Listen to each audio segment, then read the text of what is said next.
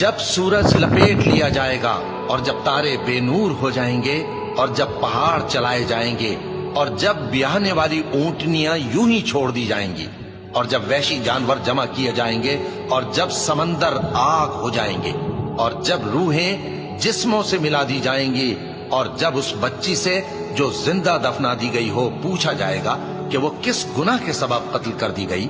اور جب اعمال کے دفتر کھولے جائیں گے اور جب آسمان کی کھال کھینچ لی جائے گی اور جب دوزخ کی آگ بھڑکائی جائے گی اور جب بہشت قریب لائی جائے گی، تب ہر شخص معلوم کر لے گا کہ وہ کیا لے کر آیا ہے۔